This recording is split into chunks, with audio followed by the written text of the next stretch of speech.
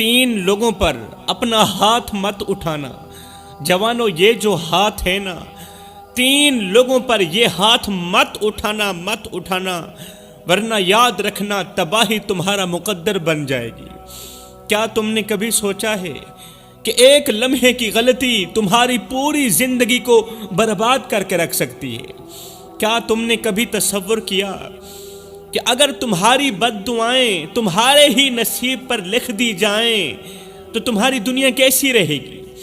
تمہاری زندگی کیسی رہے گی؟ تمہاری دنیا کیسی ہوگی؟ اور وہ لمحہ جب تم سجدے میں گر کر فریاد کرو گے مگر آسمان سے کوئی جواب نہیں آئے گا، جب تم تہجد کے وقت اللہ سے دعا کرو گے، فریاد پیش کرو گے مگر آسمان سے کوئی بھی جواب نہیں آئے گا، وہ وقت جب تمہاری زبان پر دعا ہوگی، التجا ہوگی، مگر وہ تمہارے ہی مقدر کے دروازے پر ٹکرا کر واپس آ جائے گی، وہ گھڑی جب تمہارے اپنے ہی تم سے نفرت کرنے لگیں گے اور تمہارے اپنے ہاتھوں کے کیے پر تمہیں بد دعائیں دینے لگیں گے، تمہارے ہاتھوں کی کمائی پر، تمہارے کرتوتوں کی وجہ سے، تمہاری زبان کی وجہ سے تمہارے اپنے ہی تمہیں بد دعائیں دینے لگیں گے۔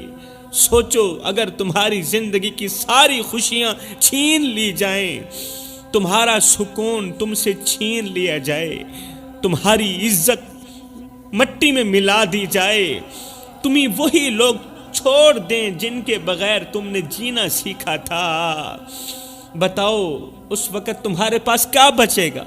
اگر ایسا ہو بھی جائے تمہارے پاس کیا بچے گا؟ کچھ بھی نہیں بچے گا۔ میرا اللہ فرماتا ہے کہ ظلم کرنے والوں کے لیے دردناک عذاب تیار ہے، مگر اکثر لوگ یہ سوچ کر ظلم کرتے ہیں کہ وہ بچ جائیں گے، لوگ یہ سوچ کر، طاقتور لوگ یہ سوچ کر ظلم کرتے ہیں کہ وہ بچ جائیں گے، انہیں کوئی نہیں دیکھ رہا، مگر وہ بھول جاتے ہیں کہ جب اللہ کی پکڑ آتی ہے تو دنیا کی کوئی طاقت انہیں نہیں بچا سکتی۔ میرے رسول کریم صلی اللہ علیہ وآلہ وسلم نے فرمایا کہ ظلم سے بچو، کیونکہ ظلم قیامت کے دن گھنے اندھیروں کی صورت میں ہوگا، گھنے اندھیروں کی صورت میں ہوگا، اس لیے ظلم سے بچو۔ افسوس، صد افسوس، لوگ ظلم کرتے ہیں، دوسروں کے حق مارتے ہیں، کمزوروں کو دباتے ہیں اور یہ سمجھتے ہیں کہ وہ ہمیشہ طاقتور رہیں گے۔ ظالم سمجھتا ہے کہ میں ہمیشہ طاقتور رہوں گا، یہ اس کی غلط سوچ ہے۔ اللہ فرماتا ہے، اے میرے بندے، میں نے تجھے زمین پر اپنا نائب بنا کر بھیجا تھا، میں نے تجھے عزت دی، اختیار دیا اور رحم دل بنایا، مگر تو نے کیا کیا؟ اے میرے بندے بتا تو صحیح، تو نے کیا ہے کیا؟ تو نے کمزوروں پر ہاتھ اٹھایا، تو نے اپنی طاقت پر غرور کیا، تو نے میرے بندوں پر ظلم کیا اور یہ سمجھا کہ میں رب تجھے نہیں دیکھ رہا، تو جو چاہتا گیا وہی کرتا گیا، یہ سوچ کر کہ میں رب سویا ہوا ہوں، میں رب تجھے نہیں دیکھ رہا۔ کیا تجھے یہ گمان تھا کہ میں رب تجھے نہیں دیکھ رہا؟ کیا تجھے یہی گمان تھا کہ تیرے گناہ میرے علم میں نہیں؟ اے نادان، جب تو رات کے اندھیرے میں ظلم کر رہا تھا، جب تو دوسروں کا حق کھا رہا تھا، جب تو نے کسی بے بس کے آنسوں کو نظر انداز کیا، جب تو نے کسی مجبور پر ظلم کیا، تو کیا تو نے یہی سوچا کہ میں رب تجھے نہیں دیکھ رہا؟ یاد رکھ، جب میں پکڑنے میں آتا ہوں نا تو مہلت نہیں دیتا، جب میں انصاف کرتا ہوں تو پھر کسی کا زور نہیں چلتا، جب میں انصاف کرتا ہوں تو پھر کسی امیر کا زور نہیں چلتا۔ سوچ، اگر آج میں تجھ سے اپنا رحم اٹھا لوں، اگر آج میں تیری دعاؤں کے دروازے بند کر دوں، اگر آج میں اپنی رحمت چھین لوں، تیری راحت تجھ سے چھین لوں، بتا تو کہاں جائے گا؟ بتا تو صحیح، تو کہاں جائے گا؟ کس کو پکارے گا پھر؟ دنیا کے ہر در پر جا، ہر دروازے پر جا، مگر جب میں نہ چاہوں تو کوئی تجھے بچانے والا نہیں، جب میں رب نہ چاہوں تو دنیا کا بڑے سے بڑا طاقتور انسان بھی تجھے بچانے کی طاقت نہیں رکھتا۔ اگر میں تجھے ایسی آزمائش میں ڈال دوں کہ تیرے اپنے تجھ سے منہ موڑ لیں، اگر میں تجھے ایسی تنہائی میں ڈال دوں کہ تو سجدے میں گرے مگر دروازے بند ہو چکے ہوں، بتا تو صحیح اس وقت تو کیا کرے گا؟ اے بندے، میں مہربان ہوں، میں معاف کرنے والا ہوں، مگر میرا انصاف بہت سخت ہے، میری پکڑ بہت شدید ہے۔ تو جوانوں، سب کچھ کرنا، 3 لوگوں کے سامنے اپنا ہاتھ مت اٹھانا، ورنہ یاد رکھنا تمہاری نسلیں تباہ ہو جائیں گی، نسلیں اجڑ جائیں گی۔ شاہ جی وہ کون سے 3 لوگ ہیں؟ فرمایا نمبر 1، اپنے بوڑھے والدین کے سامنے اپنا ہاتھ مت اٹھانا، کبھی بھول کر بھی نہ اٹھانا۔ یہاں پر میں تمہیں ایک عبرتناک واقعہ سناتا ہوں۔ اندھیری رات، سنسان گلی، کچرے کے ڈھیر پر ایک شخص بیٹھا بلک بلک کر رو رہا تھا، خون کے آنسو بہا رہا تھا، کچرے کے ڈھیر پر پڑا ہوا تھا، آنکھوں میں پچھتاوے کے آنسو، لبوں پر ایک ہی جملہ تھا، لوگو سب کچھ کرنا مگر یہ ایک گناہ کبھی نہ کرنا، ورنہ تم بھی میری طرح دھتکارے جاؤ گے، بے یار و مددگار ہو جاؤ گے، ذلیل کیے جاؤ گے، تم پر بھی اللہ کا قہر برسے گا۔ دن رات، صبح و شام یہی ایک جملہ بار بار دہراتا رہتا، مگر لوگ اسے پاگل سمجھ کر آگے کو گزر جاتے۔ وہ کہتا لوگوں سب کچھ کرنا مگر یہ ایک گناہ کبھی نہیں کرنا، لوگ اسے پاگل سمجھ کر آگے چلے جاتے۔ ایک دن ایک اللہ والا اس شخص کے قریب رکا۔ اللہ والا تھا، اس کے دل کا تعلق اللہ کی ذات کے ساتھ جڑا ہوا تھا۔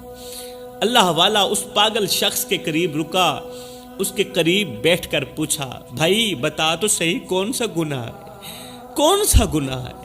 وہ شخص لرزتی آواز میں بولا، وہ جسے لوگ پاگل سمجھتے تھے لرزتی آواز میں بولا، کہنے لگا، بھائی ایک وقت تھا، میں جوان تھا، خوشحال تھا، خوبصورت تھا، حسین و جمیل تھا، میں سب کچھ تھا، مگر برے دوستوں میں پڑھ کر شراب نوشی کا عادی بن گیا۔ میں بہت ہی خوبصورت تھا مگر برے دوستوں کی سنگت میں پڑھ کر شراب نوشی کا عادی بن گیا۔ ایک رات باپ نے مجھے روکا، نصیحت کی، کہا بیٹا شراب نہ پیا کرو، کیونکہ جو شراب پیتا ہے اس کی آنکھوں میں سے حیا کا جنازہ اٹھ جاتا ہے۔ شرابی انسان بیٹی اور بیوی کے درمیان تمیز نہیں کر پاتا۔ جو نوجوان شراب پیتا ہے اس کی آنکھوں میں حیا باقی نہیں رہتی، حیا سلامت نہیں رہتی۔ آج کوئی بھی باپ یہ نہیں چاہتا کہ میرے بیٹے کی آنکھوں میں حیا نہ ہو، کوئی بھی ماں یہ نہیں چاہتی کہ میرے بیٹے کی اندر کی غیرت مار دی جائے۔ بیٹا شراب نہ پیا کرو۔ ایک رات باپ نے مجھے روکا، نصیحت کی، ہائے پھر کیا ہوا؟ غصے میں آ کر میں نے باپ کے منہ پر تھپڑ مار دیا، باپ کے آگے ہاتھ اٹھایا، بوڑھے باپ کو تھپڑ مار دیا، اس کی ایک آنکھ ضائع ہو گئی۔ باپ نے مجھے بد دعا دی اور چند ہی دنوں میں وہ مر گیا۔ ہائے اسی دن سے میرا زوال شروع ہو گیا، اور میرے درد سننے والے، میرے دکھڑے سننے والے، اسی دن سے میرا زوال شروع ہو گیا جس دن میں نے ہاتھ باپ کے سامنے اٹھایا تھا۔ اسی دن سے میں نشے میں غرق ہوتا چلا گیا۔ ماں نے مجھے گھر سے باہر نکال دیا، عزیز و اقارب نے، میرے رشتہ داروں نے مجھے دھکے دے کر بستی سے باہر نکال دیا۔ میں نشے میں غرق ہو گیا، دوست چھوڑ گئے، عزت ختم ہو گئی، میں سڑکوں پر آ گیا۔ آج یہ کچرے کا ڈھیر ہی میرا گھر ہے، آج یہ کچرے کا ڈھیر ہی میرے رہنے کی جگہ ہے۔ ہائے پھر وہ نوجوان چیخ کر بولا، بھائیو سب کچھ کرنا، کبھی بھی بوڑھے باپ کے آگے ہاتھ مت اٹھانا، بوڑھی ماں کے آگے ہاتھ مت اٹھانا، ورنہ تم بھی میرے جیسے ہو جاؤ گے، کوئی تمہیں دیکھنے والا نہیں ہوگا، تمہاری دعائیں رد کر دی جائیں گی، تم چیخو گے چلاؤ گے مگر سننے والا کوئی نہیں ہوگا۔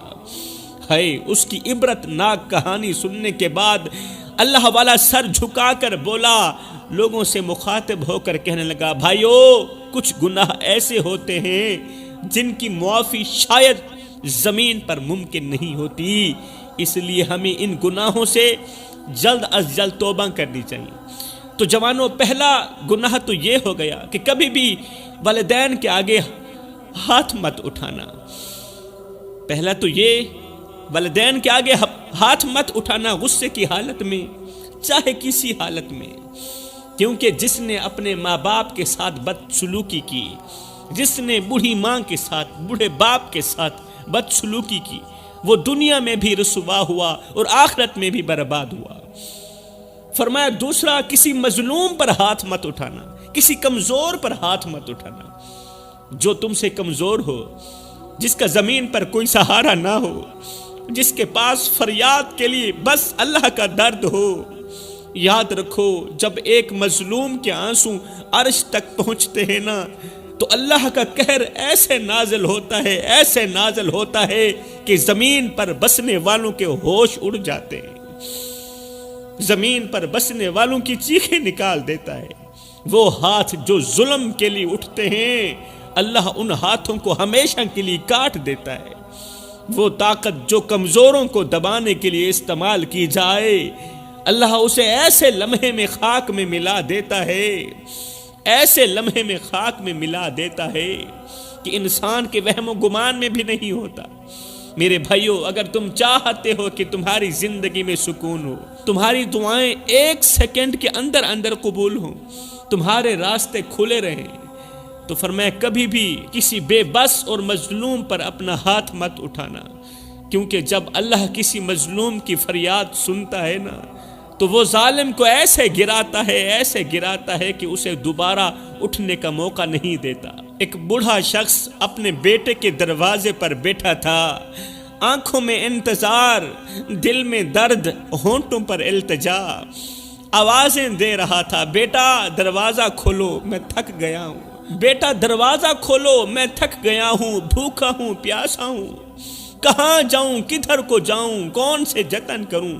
چند لمحوں بعد زور سے دروازہ کھلا، اس کا نوجوان بیٹا باہر آیا، غصے میں آگ بگولا ہو کر بولا، بابا میں نے کہا نہیں تھا کہ میرے دروازے پر مت آنا، جانا تو چھوٹے بیٹے کے دروازے پر جانا، تیسرے بیٹے کے دروازے پر جانا، میرے دروازے پر مت آنا۔ ہائے، یہ سنتے ہی باپ کی آنکھوں میں آنسو آ گئے۔ اس نے کانپتے ہاتھوں سے بیٹے کے کندھوں پر ہاتھ رکھا، کہا بیٹا میں تیرا باپ ہوں، تجھے پالنے والا، تجھے چلنا سکھانے والا، تجھے دعاؤں میں مانگنے والا، میں وہ باپ ہوں جس نے تجھے دعاؤں میں مانگا ہے۔ اب میں اتنا پرایا ہو گیا ہوں، اتنا گندا ہو گیا ہوں کہ میرے لیے تیرے دروازے ہمیشہ کے لیے بند ہو گئے۔ بیٹے نے غصے میں باپ کا ہاتھ جھٹک دیا اور چیخ کر بولا، جاؤ یہاں سے، دفع ہو جاؤ، میرے پاس تمہارے رہنے کے لیے کوئی جگہ نہیں۔ بیٹے کے یہ جملے سنتے ہی بوڑھا باپ زمین پر گر گیا، مگر بیٹے نے مڑ کر بھی نہ دیکھا کہ میرا باپ زمین پر گرا ہوا ہے۔ بیٹے نے مڑ کر بھی نہیں دیکھا، لیکن بوڑھا باپ اپنی جگہ سے اٹھا، اپنے کپڑے جھاڑے اور ایک آہ بھر کر بولا، بیٹا میں جا رہا ہوں، بیٹا میں جا رہا ہوں، مگر یاد رکھنا جس دروازے سے تو نے اپنے باپ کو دھتکارا ہے، کل تجھ پر بھی یہی دروازہ بند ہوگا، جیسی کرنی ویسی بھرنی، کیونکہ اللہ کا ترازو صرف انصاف ہی تولتا ہے۔ یہ کہتا ہوا باپ اندھیری گلیوں میں گم ہو گیا۔